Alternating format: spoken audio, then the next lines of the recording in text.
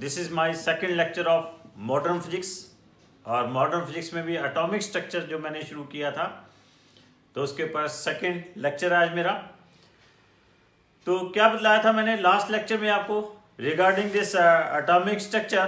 तो मैंने कहा था कि different theories are given regarding atoms. First theory is given by Dalton's and second theory is given by Thomson, third theory is given by Rutherford and fourth theory is given by Bohr's।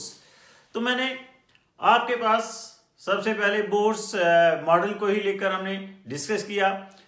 तो bourse theory for hydrogen atom, hydrogen और hydrogen like atom मैंने discuss किया और इसके बतलाए थे different postulates मैंने bourse theory के बतलाए थे। तो क्या बतलाया था कि different postulates of the bourse theory for hydrogen and hydrogen like atom. First postulate बताया था कि जो हमारे पास इलेक्ट्रॉन रिवॉल्व कर रहा है इन ए सर्कुलर ऑर्बिट, उसका एंगुलर मोमेंटम जो है क्वांटाइज्ड है, means its angular momentum mvr is equal to क्या है nh/2π है। और फिर मैंने एक पोस्टुलेट इसकी बोर्स फ्रीक्वेंसी कंडीशन बताई थी कि जब इलेक्ट्रॉन आपके पास किसी हायर ऑर्बिट से लोअर ऑर्बिट के ऊपर जंप करता है तो in that case it is emitting the electromagnetic radiations, और उन इलेक्ट्रोमैग्नेटिक रेडिएशन की जो फ्रीक्वेंसी है न्यू है और जो उनकी एनर्जी है that is the difference of their energy level जहां से वो जंप कर रहा है। क्लियर। और देन आई टोल्ड यू कि आपके पास जब इलेक्ट्रॉन रिवॉल्व कर रहा है it has required the centripetal force and that centripetal force is provided by electrostatic force of attraction between the electron and nucleus, that is mv square by r is equal to z square upon 4 pi epsilon naught r square।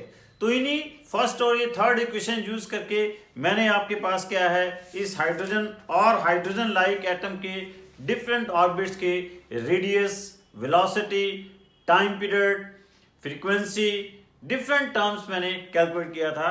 तो क्या कहा था कि radius of any nth orbit of hydrogen और hydrogen like atom क्या गया था nth orbit का 4 pi epsilon not n square h square 4 pi square m z e square. तो यहां पे मैंने क्या बतलाया था कि किसी भी nth ऑर्बिट का जो रेडियस है directly proportional to square of principal quantum number है, इनवर्सली प्रोपोर्शनल टू क्या है एटॉमिक नंबर है। तो यहां पे मैंने ये कहा था कि minimum radius of the hydrogen atom का जो रेडियस है वो कितना है 0.529 एंगस्ट्रॉम है, जिसे मैंने क्या कहा था this is also known as Bohr's radius. तो यहाँ पे मैंने कहा था कि ratio of the radii in the different orbits of hydrogen और हाइड्रोजन लाइक एटम क्या है 1:4:9:n स्क्वायर है। मैक्सिमम वैल्यू कब ऑब्टेन होगी जब n is equal to infinity है, और मिनिमम वैल्यू कब ऑब्टेन होगी जब आपके पास n इज इक्वल टू 1 है। तो यहाँ पे ये भी कहा था कि radius of any nth orbit of hydrogen और radius of any nth orbit of hydrogen atom क्या है ट्वाइस ऑफ हीलियम है और थ्राइस ऑफ क्या है लिथियम है। उसके बाद मैंने फ्रीक्वेंसी कैलकुलेट की थी, frequency of any nth orbit of hydrogen और hydrogen like atom, velocity calculate की थी, velocity of any nth orbit of hydrogen और हाइड्रोजन लाइक एटम क्या आ गई थी that is 2 pi z e square upon 4 pi epsilon naught nh। और velocity of any nth orbit of hydrogen और hydrogen like atom क्या आ गई थी alpha z c by n। क्या गया था alpha z c by n। What is here alpha क्या कहा था कि this is known as Bohr's fine structure constant, जिसकी वैल्यू क्या कही थी 1/137।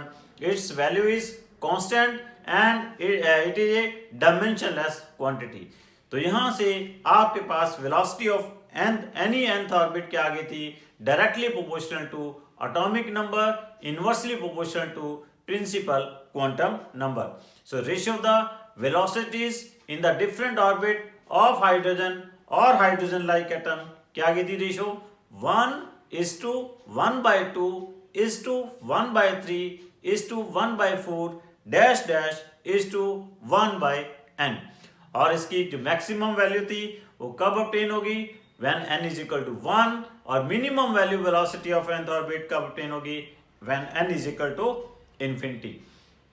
यहाँ पे ये भी बतलाया था मैंने कि velocity of any nth orbit of hydrogen atom is half of the velocity of helium है और 1/3 of the velocity of lithium है। क्लियर। देन मोमेंटम के लिए भी सेम आएगा, क्योंकि मोमेंटम के केस में क्या होगा, मास से मल्टीप्लाई हो जाएगा। सब कुछ जो जो जो चीजें मैंने वेलोसिटी के लिए बताई है वही वेलोसिटी मोमेंटम के लिए आ जाएगा। सिंपल, आपके पास एक्सप्रेशन में मास ऑफ द इलेक्ट्रॉन के साथ मल्टीप्लाई हो जाएगा।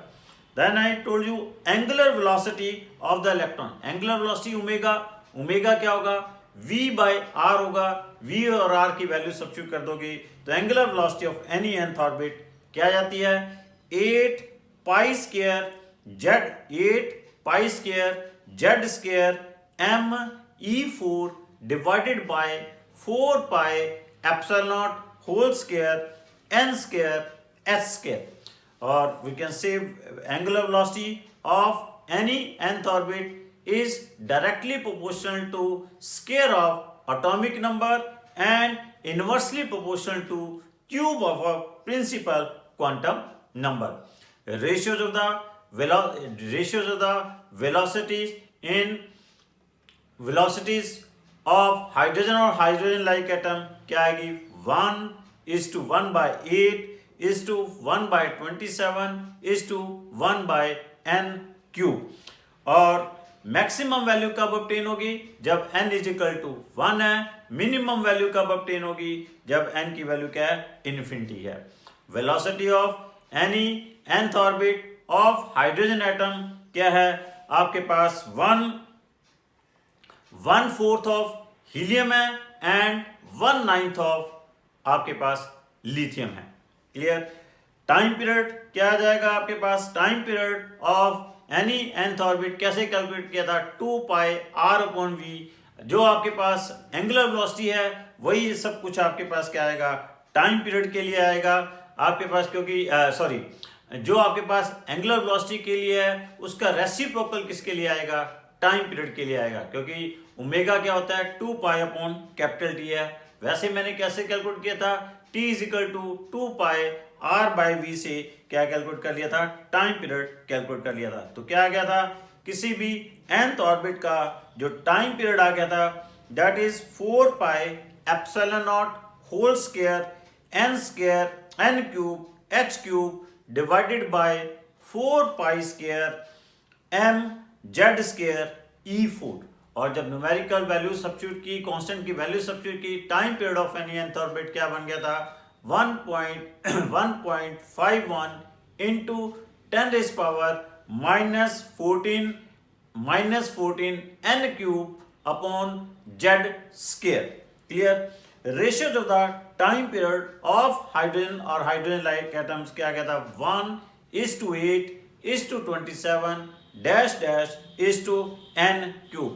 मैक्सिमम वैल्यू कब ऑब्टेन होगी इसके लिए, when n is equal to infinity, और मिनिमम वैल्यू कब ऑब्टेन होगी, when n is equal to 1।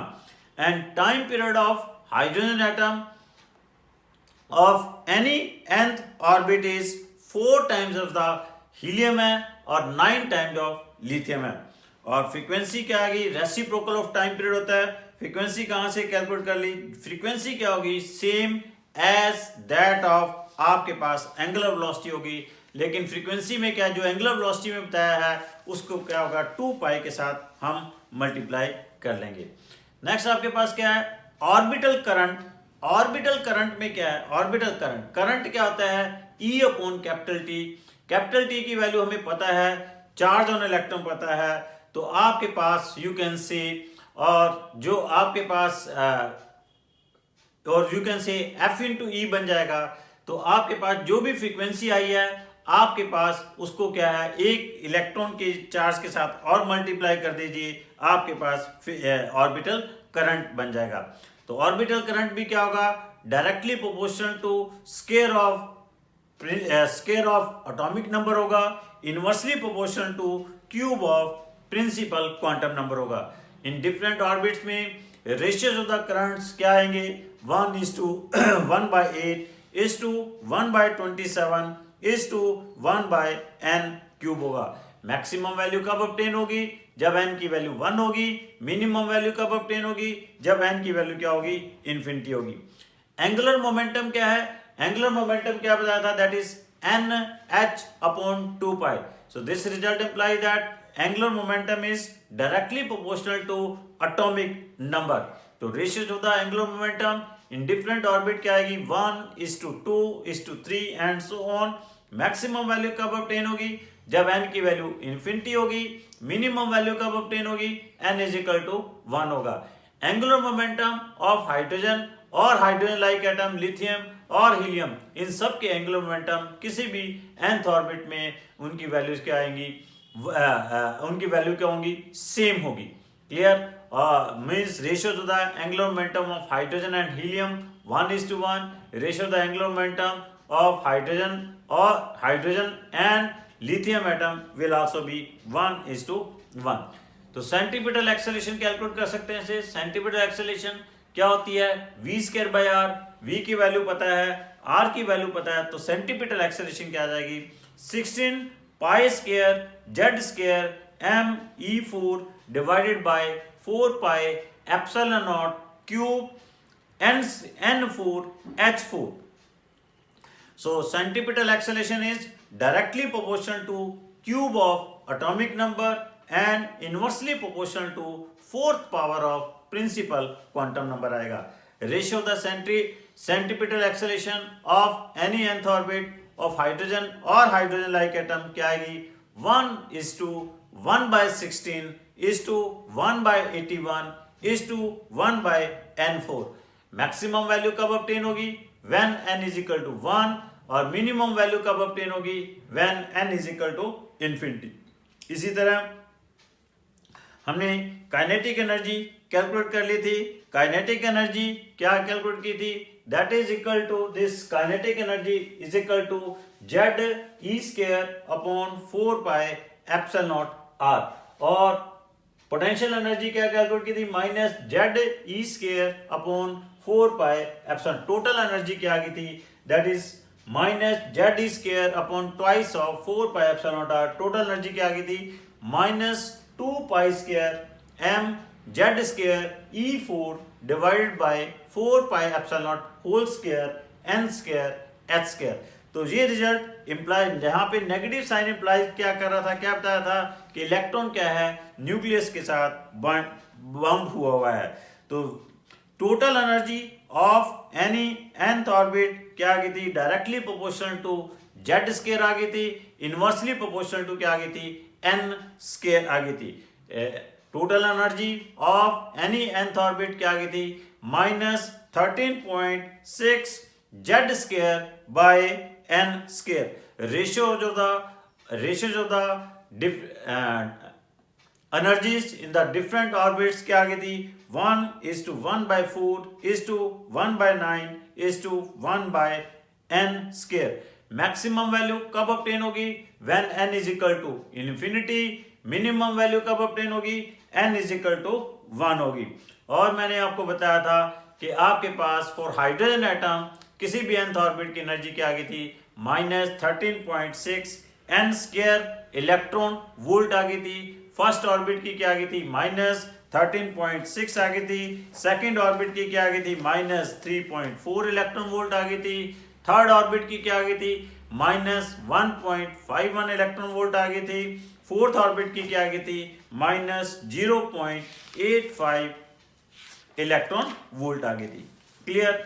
तो मैंने क्या कहा था कि लास्ट लेक्चर में, नेक्स्ट लेक्चर में हम करेंगे spectral lines. What are the spectral lines कि आपके पास जब इलेक्ट्रॉन सपोज कर लो किसी भी n1 ऑर्बिट से n2 ऑर्बिट के ऊपर जंप करके आता है तो इट में in that case it is emitting the electromagnetic radiation. उस केस में क्योंकि क्या है आपके पास जैसे जैसे n की वैल्यू इंक्रीज करती रहती है, एनर्जी ऑफ द इलेक्ट्रॉन क्या करती है इंक्रीज करती है, तो जब भी वो हायर एनर्जी लेवल से लोअर एनर्जी लेवल के ऊपर जंप करके आएगा तो उस समय क्या है, it is emitting the energy in the form of electromagnetic radiation. तो आपके पास कितनी एनर्जी वो emit करेगा, how much energy it will be emitted when it is jumping from any higher orbit. वो हायर ऑर्बिट क्या है, सपोज इट इज N2, और किस ऑर्बिट के ऊपर, suppose it is jumping from N2 से N1 के ऊपर जंप कर रहा है, तो कितनी इसने एनर्जी एमिट करनी है, delta E, that will be equal to क्या आएगा, EN2 minus EN1। here N2 is greater than N1। what is about EN2, this is equal to क्या है, minus 2 pi square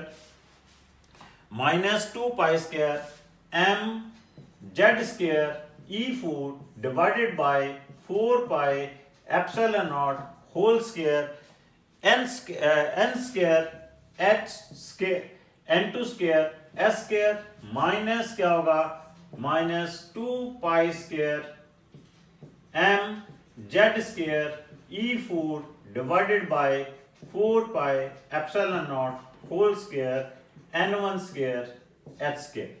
clear? so this is the amount of energy emitted when it is jumping from the orbit N2 से किस orbit के ऊपर jump कर रहा है, N1 orbit के ऊपर जंप कर रहा है, उस केस में कितनी एनर्जी इमिट करेगा, this is the amount of energy emitted by this electron. This is क्या हम लिख सकते हैं, 2 pi square m z square E4 divided by 4 pi epsilon naught whole square h square 1 by n1 square minus 1 by n2 square। so this is the energy of the electromagnetic radiations emitted when an electron is jumping from a orbit N2 to N1 where N2 is greater than N1। clear? according to Bohr's frequency condition, मैंने आपको क्या कहा है, delta E किसके बराबर है, delta E is equal to क्या है, h न्यू के बराबर है, और दिस इज इक्वल टू क्या है, hc by lambda. Clear? Where nu is the frequency of the electromagnetic radiations emitted, lambda is the wavelength of those electromagnetic radiation। तो यहां से क्या आ जाएगा, hc by lambda 2 pi square m z square E4 divided by 4 pi epsilon naught whole square s square 1 by n1 square minus 1 by n2 square। Clear? तो 1 by lambda क्या आ जाएगा, that is equal to 2 pi square m z square E4 divided by 4 pi epsilon naught whole square c h cube 1 by n1 square minus 1 by n2 square। यहाँ पे this 1 by lambda is also known as wave number, इसको हम wave number भी call कर देते हैं। Clear? अगर यहाँ पे जितने भी आपके पास ये जो कांस्टेंट वैल्यूज हैं, इनकी हम सबकी, ये जो है आपके पास व्हाट इट इज कॉल्ड, ये जो आपके पास this is 2 pi square m z square 2 pi square m E4 divided by 4 pi epsilon naught whole square c h cube। This is known as Rydberg's constant for hydrogen atom। इसको हम क्या कहते हैं, this is called Rydberg's constant for hydrogen atom। यहाँ जितनी भी आपके पास constant values दी हुई हैं, इनकी आप कांस्टेंट वैल्यूज को सब्स्टिट्यूट कर देते हो, तो आपके पास ये Rydberg's constant for hydrogen atom की जो वैल्यू है, it comes 1.0967 into 10 raised power 7 meter inverse आते। This is the value of Rydberg's constant for hydrogen atom. तो यहां से हम कह सकते हैं कि wave number of these electromagnetic radiations emitted for hydrogen or hydrogen like atom RH into Z square into 1 by N1 square minus 1 by N2 square. Clear? अब आपके पास डिपेंड करेगा कि जो इलेक्ट्रॉन है आपके पास किस ऑर्बिट से जंप कर रहा है और कहाँ पे जंप कर रहा है, उसके कॉरेस्पोंडेंटली ही आपके पास जो स्पेक्ट्रल लाइंस हैं अमिट होंगी और उसके कॉरेस्पोंडेंटली हमने उन स्पेक्ट्रल लाइंस की नेमिंग की हुई है. फॉर एग्जांपल, अगर इलेक्ट्रॉन क्या है, इट इज जंपिंग फ्रॉम किसी भी हायर ऑर्बिट से, किसी भी हायर ऑर्बिट से किस ऑर्बिट के ऊपर जंप कर रहा है, N1 आपके पास क्या है, 1 है और कॉरेस्पोंडिंग जो N2 है इट कैन बी 2, 3, 4 और किसी भी ऑर्बिट से जंप कर रहा है. उस समय जो आपके पास स्पेक्ट्रल लाइंस अमिट होंगी, इस समय जो आपके पास स्पेक्ट्रल लाइंस अमिट होंगी, the group of that spectral line is called Lyman series. उसके group of that spectral line is called Lyman series. उसे हम क्या कहते हैं, लाइमन सीरीज कहते हैं. When N1 is equal to 1, corresponding N2 क्या होगा, 2, 3, 4, उसे हम लाइमन सीरीज क्या करेंगे और Z की वैल्यू क्या लेंगे फॉर हाइड्रोजन एटम, Z की वैल्यू क्या लेंगे, 1 लेंगे. तो आपके पास 1 बाय लैम्डा क्या आ जाएगा, RH 1 by 1 square minus 1 by N2 square. N2 आपके पास क्या हो सकता है, 2, 3, 4 हो सकता है. This group of series is called Lyman series. Lyman series की आपके पास different wavelength, maximum value of wavelength क्या हो सकती है, मैक्सिमम वेवलेंथ क्या आएगी, जब आपके पास N2 की जो वैल्यू होगी that will be equal to maximum wavelength जो होगी, जब N2 की वैल्यू क्या होगी, 2 होगी, उस समय N2 की वैल्यू जब क्या होगी, जब इमीडिएटली आपके पास इलेक्ट्रॉन क्या है, नेबरहुड एनर्जी लेवल से जंप करके आ रहा है, उस समय जो स्पेक्ट्रल लाइंस की वेवलेंथ अमिट होगी, आपके पास स्पेक्ट्रल लाइंस जो अमिट होगी उसके में जो वेवलेंथ होगी उसकी वैल्यू क्या होगी, मैक्सिमम होगी. And that maximum wavelength is called, that is equal to, इस केस में क्या होगी, 1216 एंगस्ट्रॉम आ जाएगी. ये ख्याल रखना, ये जो आया है दैट इज इन एंगस्ट्रॉम है, दिस इज इन एंगस्ट्रॉम. तो यहाँ पे अगर N2 2 है तो आपके पास मैक्सिमम वेवलेंथ obtain होगी और वो मैक्सिमम वेवलेंथ क्या है, the maximum wavelength we can say for Lyman series क्या होगी, 1216 एंगस्ट्रॉम होगी. और आपके पास जब N2 की वैल्यू क्या है, इन्फिनिटी है, N2 की वैल्यू क्या है, इन्फिनिटी है, तो उस समय लैम्डा की जो आपके पास वेवलेंथ ऑब्टेन होगी, मिनिमम वेवलेंथ ऑब्टेन होगी, जिसे हम लिमिटिंग वैल्यू भी कॉल करते हैं. This is also known as limiting value. और जो मिनिमम वेवलेंथ ऑब्टेन होगी इस केस में दैट विल बी 912 एंगस्ट्रॉम आएगी.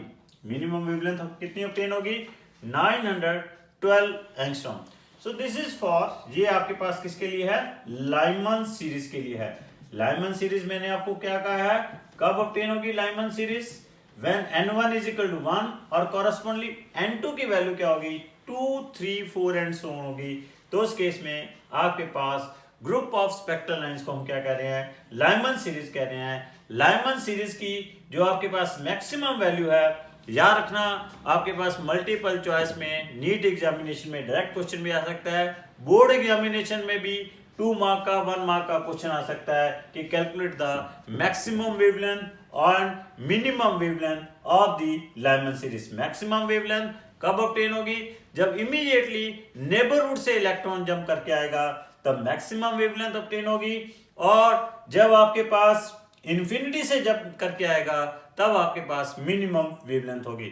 The maximum value minimum wavelength is here also known as limiting value. तो इस केस में जो मैक्सिमम वेवलेंथ ऑब्टेन हो रही है दैट इज 1216 एंगस्ट्रॉम हो रही है, और मिनिमम वेवलेंथ जो है 912 एंगस्ट्रॉम ऑब्टेन हो रही है. क्लियर?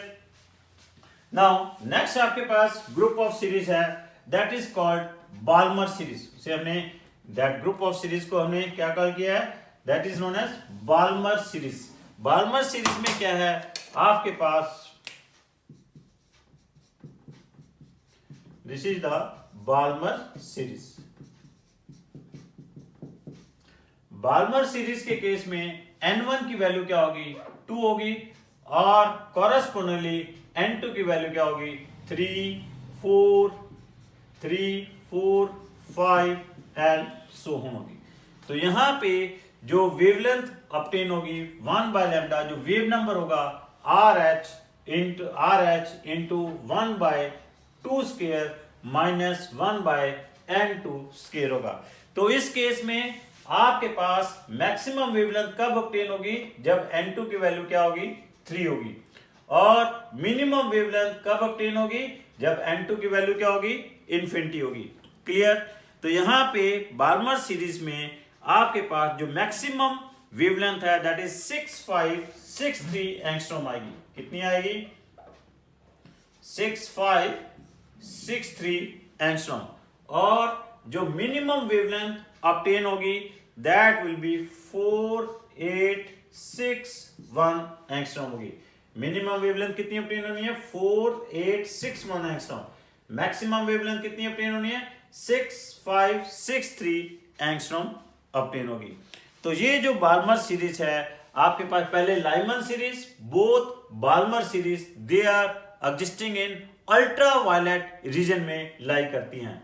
कहां पे लाई करती हैं, ये अल्ट्रा वायलेट रीजन में लाई करती है। थर्ड ग्रुप ऑफ सीरीज को हमने क्या कॉल किया है, that is known as Paschen series. हम क्या कहते हैं, पाश्चन सीरीज। पाश्चन सीरीज कब ऑब्टेन होगी, जब आपके पास n1 की वैल्यू क्या होगी, 3 होगी, और कॉरेस्पोंडेंटली आपके पास n2 क्या होगा, 4, 5, 6 एंड सो ऑन होगा, 4, 5, 6 एंड सो ऑन। तो कॉरेस्पोंडेंटली वेव नंबर क्या आएगा, RH into 1 by 3 whole square, 1 by 3 whole square minus 1 by n2 square.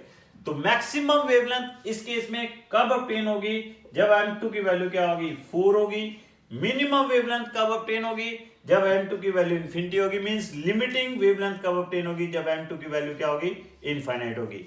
इस केस में जो मैक्सिमम वेवलेंथ ऑब्टेन हो रही है that can be calculated from here, और मिनिमम वेवलेंथ भी हम यहां से कैलकुलेट कर सकते हैं। तो उसके बाद आपके पास क्या है, ब्रैकेट सीरीज है। ब्रैकेट सीरीज के केस में आपके पास क्या है, this is A Brackett series. Brackett series के केस में n1 क्या होगा, 3 होगा, और कॉरेस्पोंडेंटली जो n2 होगा 5, 6, 7 एंड कॉरेस्पोंडेंटली होगा, और वेव नंबर क्या आ जाएगा, 1 by lambda is equal to RH 1 by 4 square minus 1 by n2 square आ जाएगा। तो ये जो आपके पास पाश्चन सीरीज है, और ये अब जो आपके पास ब्रैकेट सीरीज है, और उसके बाद क्या है परफेंट सीरीज है, ये सारी आपके पास इंफ्रारेड रीजन में लाई कर रही है।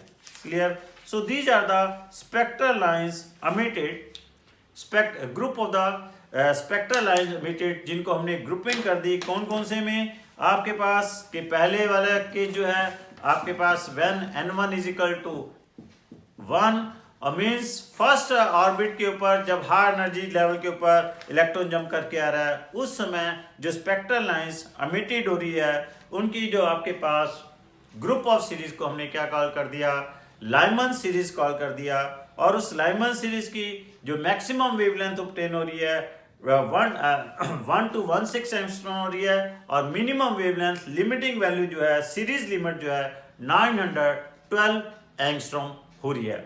और ये it is lying in a किस रीजन में लाई कर रही है, it is lying in a ultraviolet region में लाई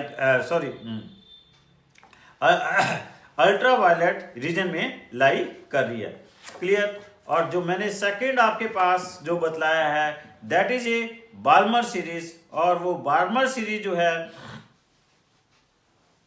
विच lie in the visible region and very near to the क्या होता है अल्ट्रा वायलेट रीजन है। उस केस में क्या है, अब ये कब ऑब्टेन होती है, जब भी इलेक्ट्रॉन क्या है कहाँ से कहाँ जंप करके आता है, किसी भी हायर ऑर्बिट से सेकंड ऑर्बिट के ऊपर जंप करके आ रहा है। तो क्या बताया है, तो उसकी जो वेव नंबर है are H into 1/4 minus 1/n² आ रहा है। इसकी जो लॉन्गेस्ट वेवलेंथ है 6563 एंगस्ट्रॉम आ रही है और शॉर्टर वेवलेंथ जो है 3648 एंगस्ट्रॉम आ रही है। क्लियर। यहाँ पे एक चीज और याद रखना कि जब इलेक्ट्रॉन आपके पास थर्ड ऑर्बिट से सेकंड ऑर्बिट के ऊपर जंप करता है उस समय जो स्पेक्ट्रल लाइन एमिट होती है उसे एच अल्फा लाइन कहते हैं। जब आपके पास थर्ड से फोर्थ से सेकंड के ऊपर थर्ड से फोर्थ के ऊपर जंप करता है उसे एच बीटा लाइन कहते हैं और जब थर्ड से फिफ्थ के ऊपर जंप करके आ रहा है उस समय हम उसको एच गामा लाइन कॉल करते हैं। नेक्स्ट आपके पास क्या है, आपके पास पास्टन सीरीज है। तो क्या बताया था, क्या बताया मैंने, पास्टन सीरीज में किसी भी हायर ऑर्बिट से थर्ड के ऊपर जंप करके आ रहा है उस समय जो स्पेक्ट्रल लाइन एमिट हो रही हैं group of the spectral lines को क्या करें हम पास्टन सीरीज कॉल कर रहे हैं। तो पास्टन सीरीज की वेवलेंथ क्या है 1/λ R H into 1/9 minus 1/n² आ रही है। इसकी जो मैक्सिमम वेवलेंथ आ रही है 18761 एंगस्ट्रॉम आ रही है और सीरीज लिमिट मिनिमम वेवलेंथ क्या आ रही है 8208 एंगस्ट्रॉम आ रही है।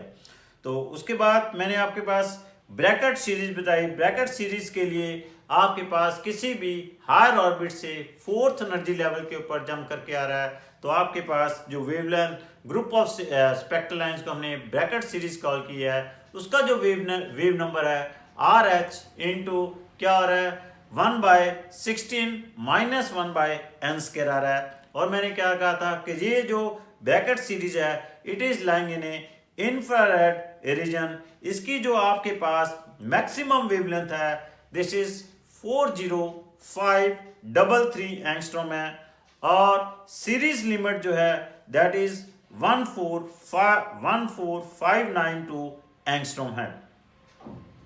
नेक्स्ट आपको बताया था कि किसी भी हायर ऑर्बिट से फिफ्थ ऑर्बिट के ऊपर जंप करके आ रहा है जो group of spectral lines obtain होगी उसे हमने परफॉर्मेंस सीरीज कॉल किया है। They are also lying in infrared region और इसका जो वेव नंबर है मैंने क्या बतलाया are H into 1/25 minus 1/r² है। इसकी जो मैक्सिमम वेवलेंथ है आपको बताइए सीरीज ग्रुप ऑफ सीरीज की 74618 एंगस्ट्रॉम है और सीरीज लिमिट जो है 22800 एंगस्ट्रॉम है। क्लियर। रिमेंबर बच्चों कि आपके पास कोई भी इलेक्ट्रॉन जब nth एनर्जी लेवल से जंप करके आता है, very important for the multiple choice question NEET examination के लिए बहुत ही इंपॉर्टेंट रिजल्ट है। डायरेक्ट आपके पास मल्टीपल चॉइस क्वेश्चन इसके ऊपर आता है, इस रिजल्ट के ऊपर, इस फॉर्मूले के ऊपर कि कभी भी कोई इलेक्ट्रॉन किसी n एनर्जी लेवल के ऊपर जंप करके आता है तो how many spectral lines are emitted, कितनी स्पेक्ट्रल लाइंस एमिट होंगी। The possible spectral lines are emitted half n into n-1. These are the possible spectral lines are emitted when an electron is jumping from any nth orbit. For example, आपसे question आ जाता है कोई electron क्या है third energy level से jump करके आ रहा है। कोई इलेक्ट्रॉन क्या है किस एनर्जी लेवल से जंप करके आ रहा है, थर्ड एनर्जी लेवल से जंप करके आ रहा है। It is asked how many spectral lines are emitted in this case. जब इसमें क्या करेंगे हम n की वैल्यू 3 सब्स्टिट्यूट कर देंगे तो क्या आ जाएगा हाफ 3 into 3 minus 1। तो आपके पास कितनी स्पेक्ट्रल लाइंस एमिट होंगी, in this case 3 spectral lines are emitted. कैसे, देखिए ये आपके पास क्या है, ये 1 2 3 एक ये पॉसिबल स्पेक्ट्रल लाइन है, एक ये पॉसिबल थर्ड टू सेकंड के लिए पॉसिबल है, एक 2 से 1 के लिए पॉसिबल है। अगर यहाँ पे n इज इक्वल टू 4 हो, then how many possible spectral lines are emitted बच्चों? ये n की वैल्यू क्या आ जाएगी? 4 here, this will be 4 here, clear? तो this becomes how many possible spectral lines are emitted? 6 possible spectral lines are emitted. वो देखिए कैसे, 3 तो ये है ही है, अब 4th ये पॉसिबल है, 5th ये पॉसिबल है, और आपके पास 6th ये पॉसिबल है। तो ये 3 additional 4 to 1, 4 to 2, 4 to 3 more possible spectral lines are emitted। तो इससे total number of possible spectral lines are क्या होगी? 6 होंगी। तो याद रखना इस फार्मूले को, number of possible spectral lines are emitted when an electron is jumping from any nth orbit is that is half n into n minus 1 होता है। एक और नीट एग्जामिनेशन के लिए याद रखिए कि circumference of any nth orbit, किसी भी nth ऑर्बिट का जो सर्कमफ्रेंस है दैट इज इक्वल टू क्या होता है? Integral multiple of de Broglie wavelength होता है। Circumference of any nth orbit of hydrogen और hydrogen like atom is directly is equal to क्या है? Integral multiple of de Broglie wavelength है। 2 pi R N is equal to N lambda. What is here lambda? Lambda is here de Broglie wavelength है। ये कैसे आया? देखिए, D Broglie wavelength किसके बराबर होती है? That is lambda is equal to h upon mv। Lambda किसके बराबर है? h upon mv। और आपके पास mvr किसके बराबर होता है? nh upon 2 pi. किसके बराबर होता है? nh upon 2 pi according to Bohr's quantization condition. तो यहां से mv की वैल्यू कितनी आ गई? That is equal to nh upon 2 pi r। क्या आ गई? 2 पाई r। तो आपके पास mv की वैल्यू यहां सब्स्टिट्यूट कर दो तो क्या आ जाएगा? That is h upon nh 2 pi r। Clear? h cancel out हो गया, तो यहां से 2 पाई r किसके बराबर आ गया? This is equal to n lambda. So this is the circumference of any nth orbit of, and this is the circumference of any nth orbit of the hydrogen atom. तो simple सा de Broglie wavelength दी होगी, तो ये पूछा गया है, अगर कहता है de Broglie wavelength is lambda, then what is the circumference of second orbit of hydrogen atom? तो आप कह दोगे that will be equal to 2 lambda. तो यहाँ पे एक टर्म है that is the excitation energy. What is the excitation energy? amount of energy required to jump the electron from lower orbit to the higher orbit is called excitation energy। किसी भी electron को lower orbit से higher orbit के ऊपर jump कराते हैं तो उसमें जो अमाउंट ऑफ एनर्जी रिक्वायर्ड है उस एनर्जी को हम क्या कॉल करते हैं? That is called excitation energy. और सिंपल एक्साइटेशन एनर्जी क्या है? सपोज कर लो एक इलेक्ट्रॉन क्या है सेकंड ऑर्बिट से फोर्थ ऑर्बिट के ऊपर जंप करता है, तो आपके पास जो सेकंड ऑर्बिट की एनर्जी है और फोर्थ ऑर्बिट में जो एनर्जी है उन एनर्जी का डिफरेंस ही क्या कहलाएगा? एनर्जी का डिफरेंस ही क्या है? आपके पास क्या होगी? एक्साइटेशन एनर्जी होगी। Clear?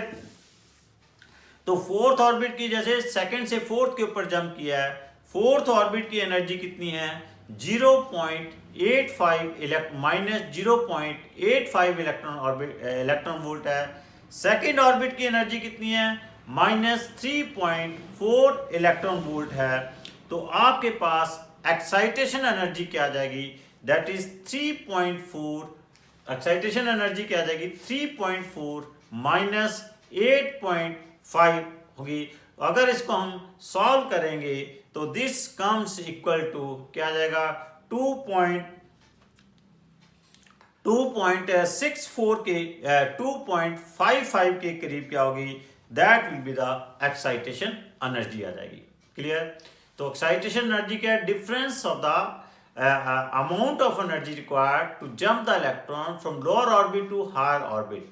So that energy is the excitation energy. That excitation energy is equal to the difference of the energy of the two levels where it is jumping. Example क्या दिया मैंने, आपके पास के एक इलेक्ट्रॉन क्या है, second orbit से fourth orbit के ऊपर जंप कर रहा है। तो इस केस में एक्साइटेशन एनर्जी क्या होगी, एक्साइटेशन एनर्जी इस केस में क्या होगी, this excitation energy is equal to excitation energy of the fourth orbit minus energy of the second orbit.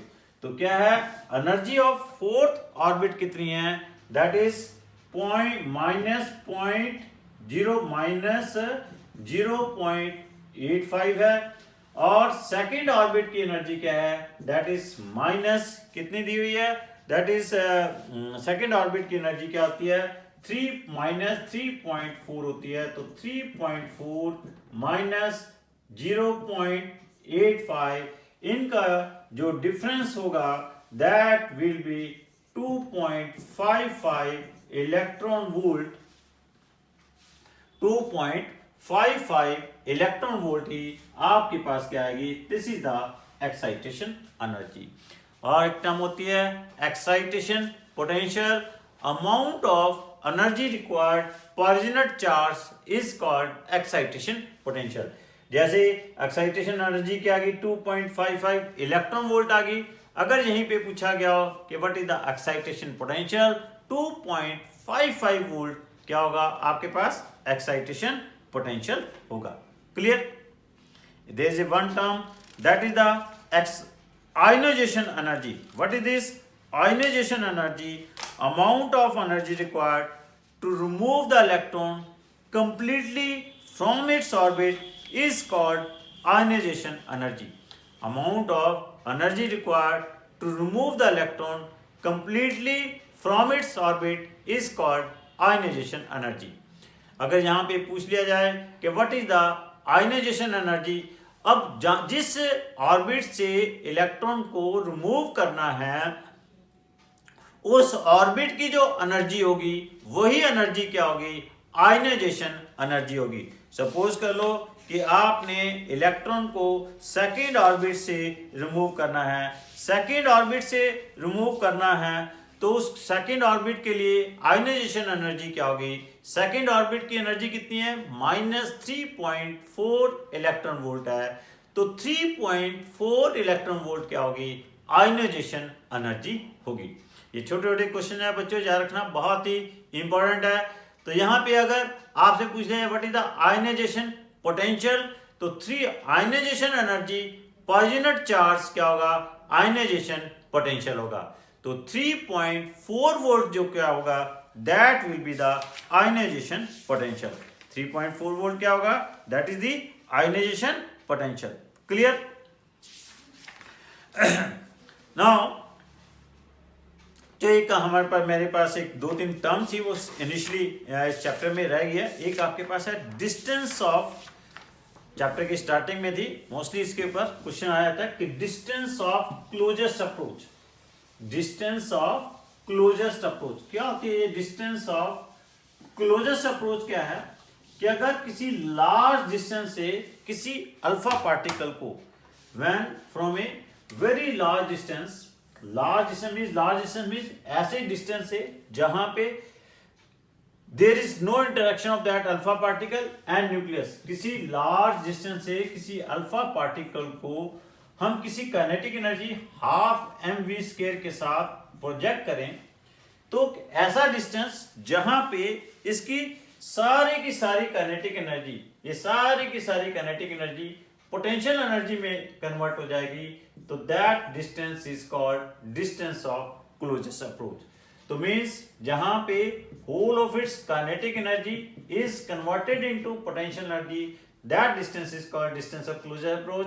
And this kinetic energy क्या होती है इस अल्फा पार्टिकल की, suppose half M V square, और पोटेंशियल एनर्जी क्या है Z E square upon 4 pi epsilon not R. Here Z is the atomic number है, Z क्या है एटॉमिक नंबर है, आर यहाँ पे क्या आ जाएगा डिस्टेंस ऑफ क्लोजर अप्रोच आ जाएगा। तो डिस्टेंस ऑफ क्लोजर अप्रोच क्या आ गया, R is equal to Z E square upon 4 pi epsilon naught half m v square, and this distance of closest approach is nearly equal to क्या होता है size of nucleus के equal होता है। Clear. Next देखिए बच्चों, कुछ छोटे छोटे मैं आपके पास इसके ऊपर न्यूमेरिकल्स कहता हूँ, सिंपल डायरेक्ट। मैंने आपको कहा कि मॉडर्न फिजिक्स क्या है सबसे स्कोरिंग है, इसके न्यूमेरिकल्स भी डायरेक्ट न्यूमेरिकल्स पूछे जाते हैं बोर्ड एग्जामिनेशन में। अगर कोई डेरिवेशन आ गई वो भी आपके पास डायरेक्ट पूछी जाएगी, कोई कंसेप्चुअल है वो भी डायरेक्ट आ जाएंगे। सिमिलरली नीट एग्जामिनेशंस में भी इनके ऊपर क्या है डायरेक्ट क्वेश्चंस आ जाते हैं। फर्स्ट न्यूमेरिकल देखिए, कहता है hydrogen atom in ground state, A hydrogen atom in ground state is excited by radiations of wavelength 975 angstrom. A hydrogen atom in a ground state is excited by radiations of wavelength 975 angstrom. कहता है what is the energy state to which the atom excited, किस energy state तक वो excite हो जाएगा। देखो जब वो ग्राउंड स्टेट में है, ग्राउंड स्टेट के लिए हाइड्रोजन एटम के लिए N1 की वैल्यू क्या होगी 1 होगी। अब आपको पता है कि जब भी आपके पास लोअर से हायर के ऊपर जाएगा, जो वेवलेंथ होगा रेडिएशन एमिटेड या अब्जॉर्ब होंगी वो किसके बराबर होती है 1 by lambda is equal to RH into 1 by N1 square minus 1 by N2 square होगा। अब यहां पे ग्राउंड स्टेट है, N1 क्या होगा 1, N2 आपके पास आपने क्या करना है कैलकुलेट करना है, किस रेडिएशंस के साथ इसको एक्साइट करा रहे हैं, उसकी जो वेवलेंथ है 975 एंगस्ट्रॉम है। RH की वैल्यू पता चल गई, लैम्डा की वैल्यू पता है, N1 की वैल्यू पता है, तो आपने N2 यहां से आपका कैलकुलेट हो जाएगा।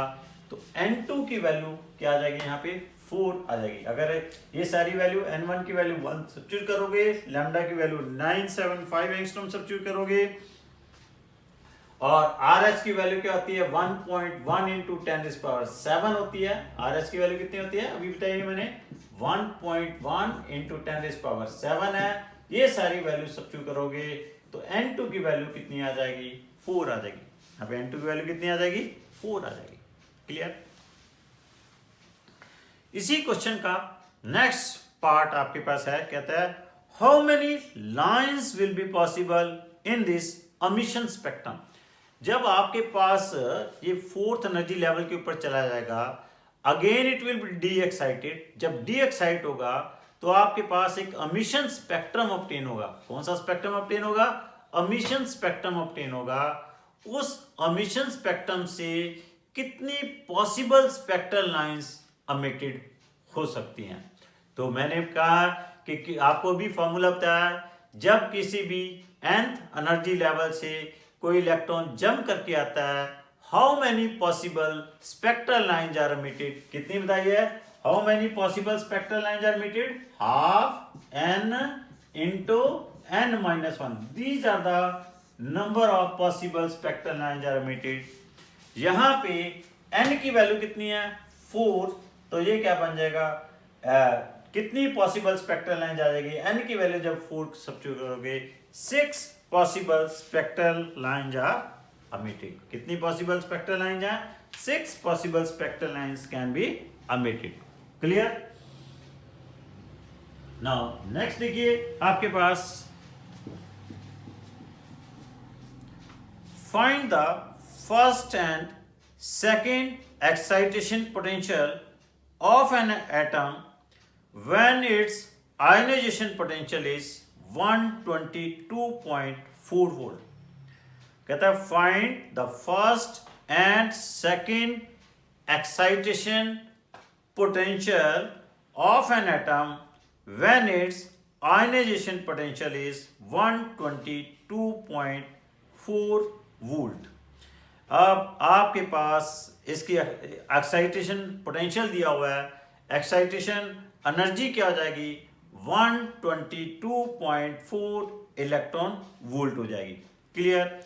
तो ये किसके बराबर होगी? आपके पास first this is equal to 122.4 minus 122.4 divide by 4, ये कितनी आ जाएगी 91.8 वोल्ट आ जाएगी। और ये आ जाएगी फर्स्ट, और सेकंड क्या आ जाएगी 122.4 माइनस 122.4 डिवाइड बाय 9, वो कितनी आ जाएगी 108 वोल्ट आ जाएगी। क्लियर? तो very simple.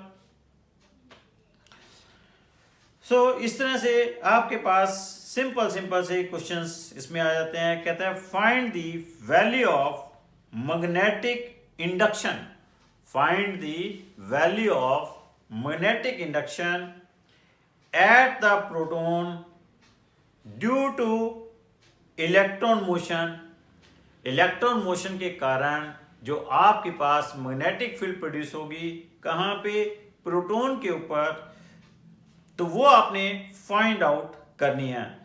If the radius of first orbit of hydrogen atom, first orbit of hydrogen atom का रेडियस दिया हुआ है, कितना दिया हुआ है 0.5 एंगस्ट्रॉम दिया हुआ है, और क्या दी हुई है स्पीड ऑफ इलेक्ट्रॉन दी हुई है दैट इज 2.2 इंटू 10⁻⁶ मीटर पर सेकेंड है। स्पीड भी दी हुई है और आपके पास रेडियस भी दिया हुआ है। क्या कैलकुलेट करना है कि कितनी मैग्नेटिक फील्ड प्रोड्यूस होगी एट द न्यूक्लियस और at the proton. Magnetic electron क्या है सर्कुलर ऑर्बिट में रिवॉल्व कर रहा है, तो सर्कुलर ऑर्बिट में मींस इलेक्ट्रॉन सर्कुलर ऑर्बिट में रिवॉल्व कर रहा है, तो करंट भी सर्कुलर पाथ में फ्लो कर रहा है। तो magnetic field produce due to this क्या होती है μ0 I/2r होती है। क्या होती है मैग्नेटिक फील्ड? μ0 I/2r। और I की वैल्यू क्या होती है EV/2πr। तो मैग्नेटिक फील्ड प्रोड्यूस कितनी आ जाएगी μ0 EV/4πr²। This is the magnetic field produce at the proton. कितनी? μ0 EV/4πr²। E क्या है? Charge on electron, that is कितनी होती है इसकी वैल्यू 1.6 इंटू 10⁻⁻19 कूलम। μ0/4π की वैल्यू कितनी है 10⁻⁻7। Velocity of electron is given, कितनी दी हुई है 2.2 इंटू 10⁻⁶ मीटर पर second. Radius of the orbit is given, कितना 0.5 एंगस्ट्रॉम दिया हुआ है। ये सारी वैल्यू सब्स्टिट्यूट कर दोगे तो आपके पास यहाँ पे जो मैग्नेटिक फील्ड प्रोड्यूस आ जाएगी दैट विल बी 14.08 टेस्ला जो है मैग्नेटिक फील्ड प्रोड्यूस आ जाएगी। Clear? So this is about आपके पास। और देखिए एक बहुत अच्छा क्वेश्चन है, यस सी इट, बहुत अच्छा न्यूमेरिकल है, it can be asked in board examination. कहता है अ पार्टिकल ऑफ चार्ट्स। चलिए इसको मैं इस क्वेश्चन को नेक्स्ट लेक्चर में आपके साथ डिस्कस करूंगा, थोड़ा सा लेंथी है, तो I will discuss in the next lecture. So this is about atomic structures. तो बच्चों नेक्स्ट लेक्चर में मैं आपके साथ photo electric effect and dual nature of matter भी डिस्कस करूंगा। ये वाला पोर्शन आपके पास खत्म हो गया है, तो सारा इसको अच्छी तरह रिवाइज करना। इसके ऊपर जितनी भी आपके पास पीछे कोई जो आपने असाइनमेंट्स वगैरह कोई टेस्ट वगैरह दिए हुए हैं उनको भी अच्छी तरह रिवाइज कर लेना। Thank you.